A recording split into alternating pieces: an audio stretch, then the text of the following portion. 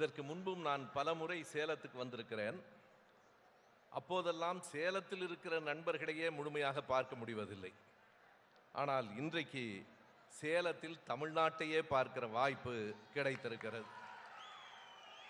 தமிழ்நாட்டை மட்டுமில்லை, இந்த தமிழ்நாட்டின் மூலம் நாளைக்கு அமையப் போகிற இந்தியாவையும் பார்க்கிற வாய்ப்பு கிடைத்திருக்கிறது.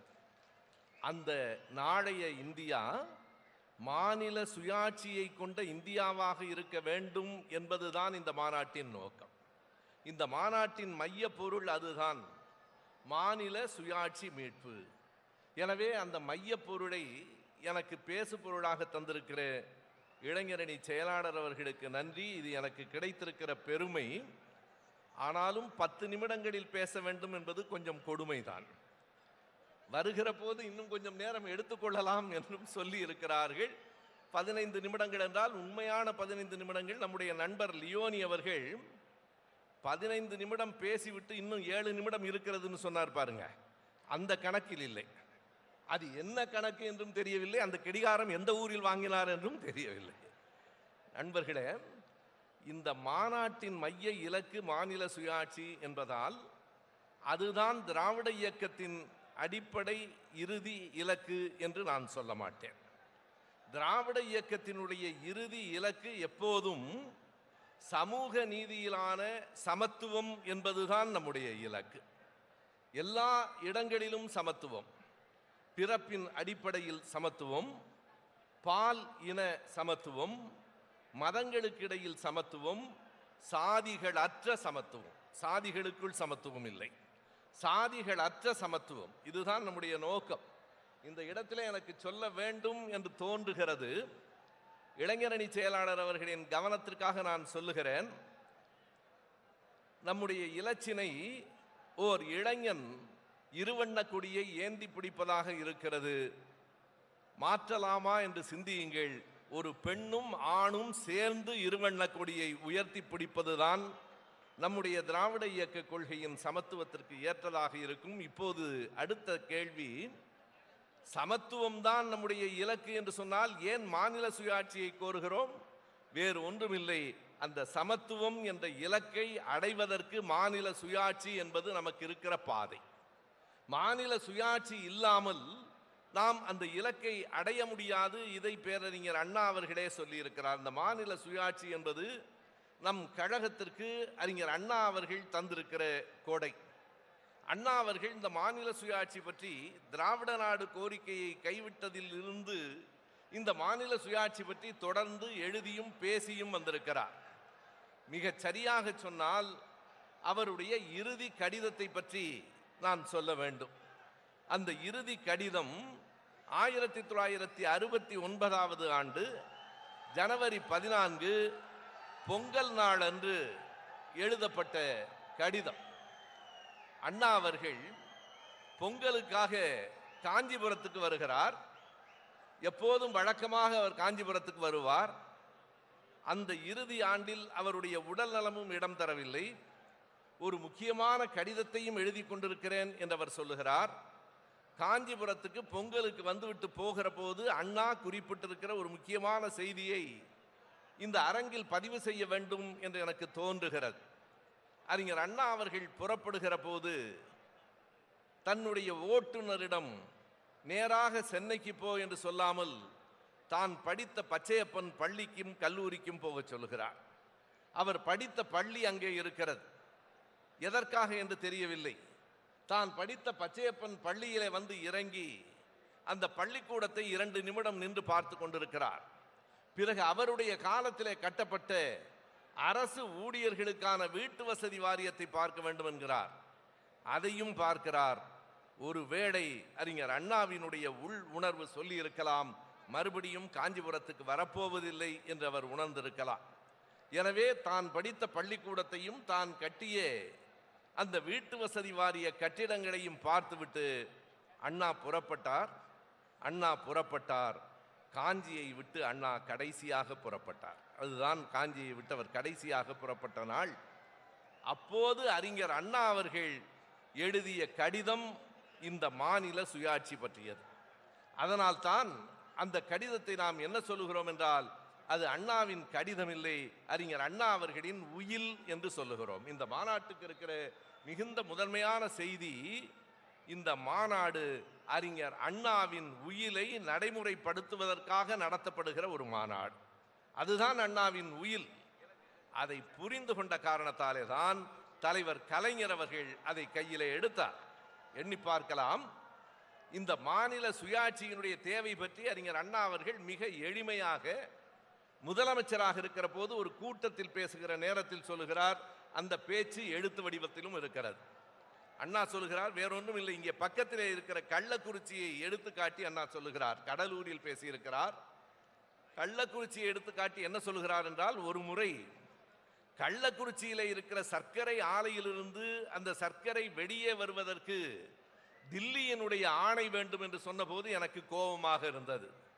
என்ன, இங்கே இருக்கிற சர்க்கரை ஆலையிலிருந்து சர்க்கரை வருவதற்கு எதற்காக தில்லியிலிருந்து உத்தரவு என்று எனக்கு கோபம் வந்தது. அப்போது நான் உடனடியாக அங்கே ஒன்றிய அரசின் உணவு அமைச்சராக இருந்த ஜெகஜீவன் ராம் அவர்களிடம் பேச முயற்சி செய்தேன். ஜெகஜீவன் ராம் இல்லை, இணை அமைச்சர் ஷிண்டே தான் என்னோடு பேசினார். ஷிண்டேயிடம் நான் எடுத்து சொன்னேன். அண்ணாவுக்கே உரிய அந்த நகைச்சுவை உணர்வோடு அண்ணா சொல்லுகிறார், கள்ளக்குறிச்சியில் இருக்கிற சர்க்கரை ஆலை என்று சொல்லி நான் கள்ளக்குறிச்சி என்கிற பெயரை ஷிண்டேக்கு புரிய வைப்பதற்கே 15 நிமிடங்கள் ஆயிற்று. கள்ளக்குறிச்சி என்கிற ஊரே அவருக்கு சொல்ல வரவில்லை. இது அவருடைய குற்றமில்லை. கள்ளக்குறிச்சியின் சர்க்கரை ஆலைக்கு தில்லியிலே இருந்து ஆணை வர வேண்டும் என்று இருக்கிற இந்த சட்ட அமைப்பு தான் குற்றம். இதை மாற்றி ஆக வேண்டும் என்பது அறிஞர் அண்ணா அவர்களினுடைய இறுதி விருப்பம். தலைவர் கலைஞர் அவர்கள் என்ன செய்தார்? ஆட்சிக்கு வந்தவுடனேயே அதை கையில் எடுத்துக்கொண்டார். 1969 பிப்ரவரியில கலைஞர் ஆட்சிக்கு வந்தார். மார்ச் மாதம் தில்லிக்கு போகிற போதே பத்திரிகையாளர்களை சந்திக்கிற நேரத்தில் சொன்னார், வெறுமனே பேச்சாக இல்லாமல் 69 ஆகஸ்ட் கடைசி செப்டம்பர் முதல் வாரத்தில் அதற்கான குழு அமைக்கப்படும் என்றும் அவர் அறிவித்தார். நீதிபதி ராஜமன்னார் அவர்கள் தலைமையிலே இன்னொரு நீதிபதி, முன்னாள் பல்கலைக்கழக துணைவேந்தர், மூவரையும் வைத்து அந்த குழுவை அமைத்தார். அந்த குழு 71 அறிக்கை தந்தது. குறித்துக் கொள்ளுங்கள், நம்முடைய வரலாற்றில் மிக முக்கியமான நாள் 1974 ஏப்ரல் மாதம் 16ஆம் தேதி தமிழ்நாடு சட்டமன்றத்தில் மாநில சுயாட்சிக்காக தீர்மானம் நிறைவேற்றப்பட்டது. இந்தியாவிலேயே மாநில சுயாட்சிக்காக முதலில் தீர்மானம் நிறைவேற்றப்பட்ட மாநிலம் தமிழ்நாடு தான். அதை செய்தவர் நம்முடைய தலைவர் கலைஞர் அவர்கள் தான். இதில் மிக நுட்பமான ஒரு செய்தி என்ன இருக்கிறது என்றால், அந்த நீதிபதி ராஜமன்னார் குழுவிலே தலைமை அமைக்கப்பட்ட அந்த நேரத்தில் அவர்கள் எது குறித்து ஆய்வு செய்ய வேண்டும் என்பதை 4 கூறுகளாக கலைஞர் அவர்களிடத்தில் வைத்தார். இதை ஒவ்வொருவரும் திமுக கழக தொண்டர்கள் நாம் அறிந்து கொள்ள வேண்டும். 4 செய்திகளை ஆராய வேண்டும் என்றார். மத்திய மாநில அரசுகளின் உறவு பற்றி ஆராயுங்கள் என்று சொல்லவில்லை. நாம் அறிவோம், இந்திய அரசமைப்பு சட்டப்படி 3 பட்டியல்கள் இருக்கின்றன. ஒன்று ஒன்றிய அரசின் பட்டியல், இன்னொன்று மாநில அரசின் பட்டியல், மூன்றாவது ஒத்திசைவு பட்டியல், கன்கரண்ட் லிஸ்ட் என்று 3 பட்டியல்கள் இருக்கின்றன. கலைஞர் சொன்னார், 4 செய்திகள் தான் எனக்கு தேவை.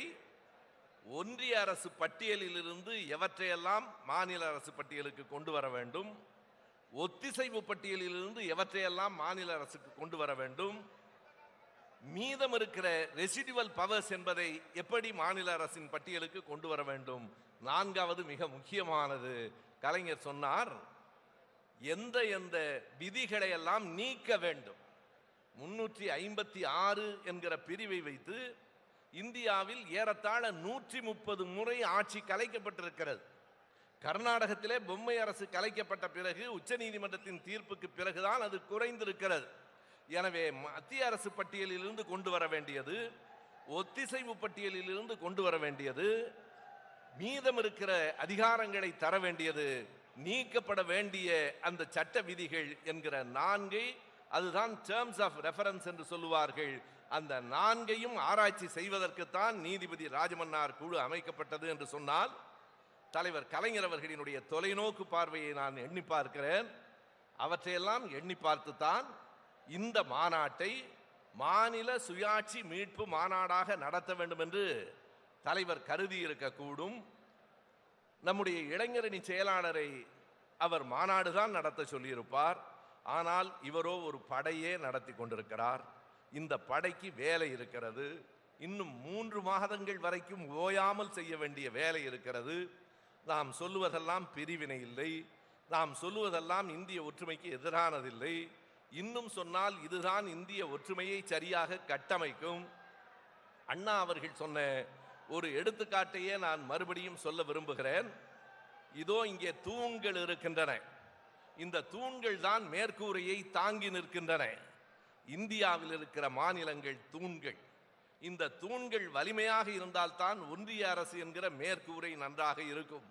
இவர்கள் என்ன செய்கிறார்கள் என்றால் தூண்களை பலவீனப்படுத்தி கொண்டே போகிறார்கள். மேற்கூரையில் சுமையை ஏற்றிக்கொண்டே போகிறார்கள். இந்த நிலை தூண்களுக்கு மட்டும் கேடு செய்யாது, மேற்கூரைக்கும் சேர்த்தே கேடு செய்யும்.